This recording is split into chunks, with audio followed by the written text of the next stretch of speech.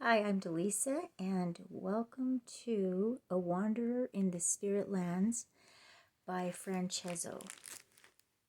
Chapter 4. In the spirit world, there are many strange places, many wondrous sights, and many organizations for helping repentant souls.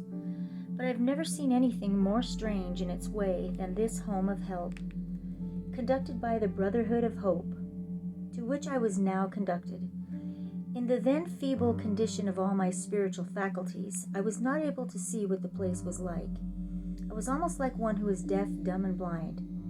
When I was with others, I could scarcely see or hear them, or make them hear me, and although I could see a little, it was more as though I was in a perfectly dark room with only one small, feeble glimmer of light to show me where I went. On the earth plane, I had not felt this so much, for though all was darkness, I could both see and hear enough to be conscious of those near me. It was in ascending, even to the little distance at which this place was above the earth, that I felt the absence of all but the most material developments of my spirit. That time of darkness was so awful to me that even now I scarce like to recall it. I had so loved the sunshine and the light. I came from a land where all is sunshine and brightness, where the colors are so rich, the sky so clear, the flowers and the scenery so beautiful, and I so loved light and warmth and melody. And here as elsewhere since my death, I had found only darkness and coldness and gloom, an appalling and shrouding gloom that wrapped me round like a mantle of night, from which I could in no way free myself, and this awful gloom crushed my spirit as nothing else could have done. I had been proud and haughty on earth. I came of a race that knew not what it was to bow before anyone. In my veins ran the blood of its haughty nobles. Through my mother I was allied to the great ones of earth, whose ambitions had moved kingdoms to their will, and now the lowest, humblest, poorest beggar of my native streets was greater, happier than I. For he at least had the sunshine and the free air, and I was as the lowest, most degraded prisoner in the dungeon cell. Had it not been for my one star of hope, my angel of light, and the hopes she had given me through her love, I must have sunk into the apathy of despair. But when I thought of her waiting, as she had vowed she would do all her life for me, when I recalled her sweet and tender smile and the loving words she had spoken to me, my heart and my courage revived again, and I strove to endure, to be patient, to be strong. And I had need of all to help me, for from now began a period of suffering and conflict I shall in vain seek to make anyone fully realize. This place where I was now I could barely see in all its details. It was like a huge prison, dim and misty in its outlines. Later on I saw it was a great building of dark gray stone, as solid to my eyes as earthly stone, with many long passages, some long, large halls or rooms, but mostly composed of innumerable little cells with scarcely any light and only the barest of furniture. Each spirit had only what he had earned by his earthly life, and some had nothing but the little couch whereon they lay and suffered. For all suffered there. It was the house of sorrow, yet it was also a house of hope, for all there were striving upwards to the light, and for each had begun the time of hope. Each had his foot planted upon the lowest rung of the ladder of hope, by which he should in time mount even to heaven itself. In my own little cell there was but my bed, a table, and a chair, nothing more. I spent my time in resting or meditating in my cell, and going with those who, like myself, soon grew strong enough to hear the lectures which were delivered to us in the great hall. Very impressive these lectures were, told in the form of a story, but always so as to bring home to the mind of each of us those things wherein we had done wrong. Great pains were taken to make us understand from the point of view of an impartial spectator the full consequences to ourselves and others of each of our actions, and where we had for our own selfish gratifications wronged or dragged down another soul. So many things which we had done because all men did them, or because we thought that we as men had a right to do them, were now shown to us from the other side of the picture, from those who had in a measure been our victims, or where we personally were not directly responsible for their fall, the victims of a social system invented and upheld to gratify us and our selfish passions. I cannot more fully describe these lectures, but those amongst you who know what are the corruptions of the great cities of earth will easily supply for yourselves the subjects. From such lectures, such pictures of ourselves as we were, stripped of all the social disguises of earth life, we could but return in shame and sorrow of heart to ourselves, to reflect over our past and to strive to atone for it in our future. And in this there was great help given to us, for with the error and its consequences, we were always shown the way to correct and overcome the evil desire in ourselves, and how we might atone for our sins by timely efforts to save another from the evil into which we had fallen, all these lessons being intended to fit us for the next stage of our progression, in which we would be sent back to earth to help, unseen and unknown, mortals who were struggling with earth's temptations. When we were not attending the lectures, we were free to go where we might wish, that is, such of us as were strong enough to move about freely. Some who had left dear friends on earth would go to visit them, that unseen themselves they might yet see those they loved. We were always warned, however, not to linger in the temptations of the earth plane, since many of us would find it difficult to resist them. Those who were strongest amongst us and who possessed the needful qualities and the desire to use them were employed in magnetizing those who were weakest and who, by reason of the excessive dissipations of their earthly lives, were in such a terrible condition of exhaustion and suffering that the only thing which could be done with them was to allow them to lie helpless in their cells, while others gave them a little relief by magnetizing them. And here I must describe to you a very wonderful system of healing these poor spirits, which was practiced in the House of Hope. Some advanced spirits, whose natural desires and tastes made them doctors and healers, with the help of other spirits of different degrees of advancement under them, would attend upon these poorest and most suffering ones, where indeed all were sufferers, and by means of magnetism and the use of others' powers which they could control, they would put these poor spirits into temporary forgetfulness of their pain. And though they awoke again to a renewal of their sufferings, yet in these intervals their spirits gained strength, and insensibly grew more able to endure, till at last their sufferings were mitigated with time and the growing development of the spirit body, and they in turn would, when fit to do so, be employed to magnetize others who were still suffering.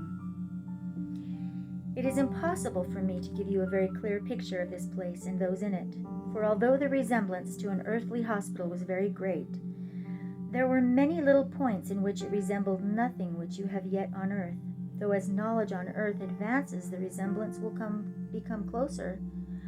All was so dark in this place, because the unfortunate spirits who dwelt there had none of the brightness of happy spirits to give into the atmosphere, and it is the state of the spirit itself in the spiritual world that makes the lightness or darkness of its surroundings. The sense of darkness was also due to the almost total blindness of these poor spirits, whose spiritual senses, never having been developed on earth, made them alike insensible to all around them, just as those born on earth in a state of blindness, deafness, and dumbness would be unconscious of the things which were apparent to those fully endowed with senses. In visiting the atmosphere of the earth plane, which was a degree more suited to their state of development, these poor spirits would still be in darkness, though it would not be so complete, and they would possess the power of seeing those beings like themselves, with whom they could come into direct contact, and also such mortals as were in a sufficiently low spiritual degree of development. The higher and more spiritualized mortals, and still more the disembodied spirits in advance of them, would be only very dimly discernible, or even totally invisible. The working brothers of hope, as they were called, were each provided with a tiny little light like a star, whose rays illuminated the darkness of the cells. they visited, and carried the light of hope wherever the brothers went. I myself at first was so great a sufferer that I used simply to lie in my cell in a state of almost apathetic misery, watching for this spark to come glimmering down the long corridor to my door, and wondering how long it would be in earth time ere it would come again. But it was not long that I lay this utterly prostrate.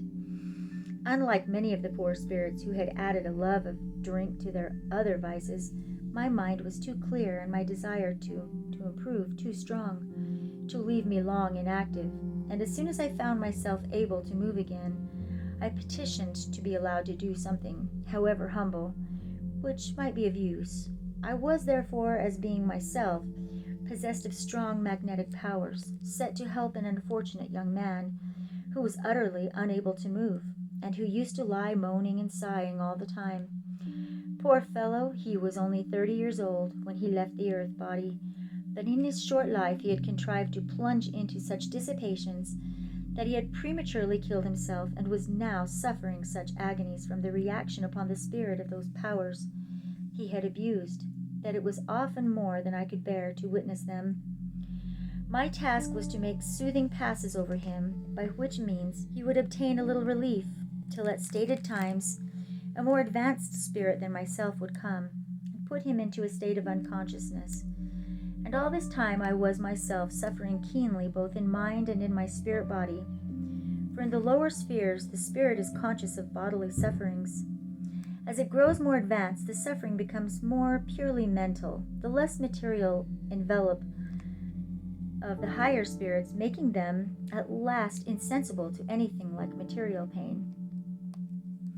As my strength grew, so did my desires revive and cause me so much torment that I was often tempted to do what many poor spirits did, go back to earth in search of the means to satisfy them through the material bodies of those yet on earth.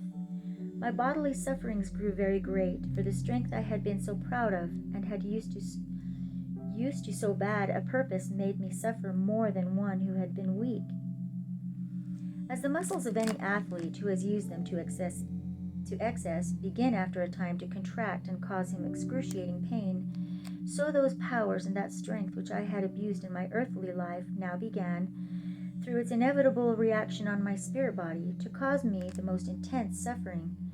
And then as I grew stronger and stronger, and able to enjoy what had seemed enjoyment in my earth life, the desire for those pleasures grew and grew, till I could scarce refrain from returning to the earth plane there to enjoy, through the organism of those yet in the flesh, whose sordid lives and low desires placed them on a level with the spirits of the earth plane, those pleasures of the senses which had still so great a temptation for us.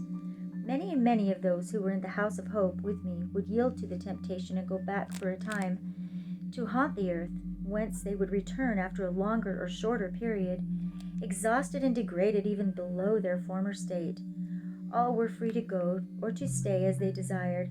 All could return when they wished, for the doors of Hope's castle were never shut upon anyone, however unthankful or unworthy they might be. And I have often wondered at the infinite patience and tenderness which were ever shown for our weaknesses and our sins. It was indeed only possible to pity these poor unfortunates, who had made such utter slaves of themselves to their base desires, that they could not resist them and were drawn back time after time, till at last, satiated and exhausted, they could move no more, and were like the unfortunate young man whom I tended. For myself, I might also have yielded to the temptation had it not been for the thoughts of my pure love and the hopes she had given me, the purer desires she had inspired, and I at least could not condemn these poor erring souls who had no such blessings granted them. I went to earth very often, but it was to where my beloved one dwelt, and her love drew me ever to her side, away from all temptations into the pure atmosphere of her home. And though I could never approach near enough to touch her, by reason of this icy invisible wall, which I have described, I used to stand outside of it, looking at her as she sat and worked or read or slept. When I was there, she would always be in a dim way conscious of my presence, and would whisper my name, or turn to where I was, with one of her sad, sweet smiles that I would carry away the recollection of and comfort myself with, in my lonely hours. She looked so sad, so very sad, my poor love, and so pale and delicate. It made my heart ache, even while it comforted me to see her. I could tell that in spite of all her efforts to be brave and patient and to hope, the strain was almost too great for her, and each day she grew more delicate looking. She had many other things to try her at this time. There were family troubles and the doubts and fears suggested by the strangeness of her intercourse with the world of spirits.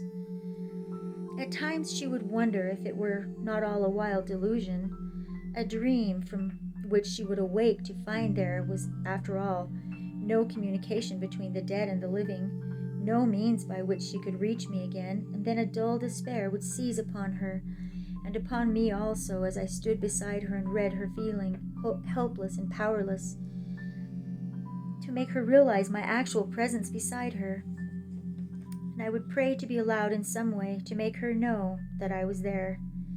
One night, when I had watched her sink into sleep, after a weary time of weeping, I, who could have wept too in my grief for us both, was suddenly touched upon the shoulder, and looking up beheld her guardian spirit who had first helped me to speak with her.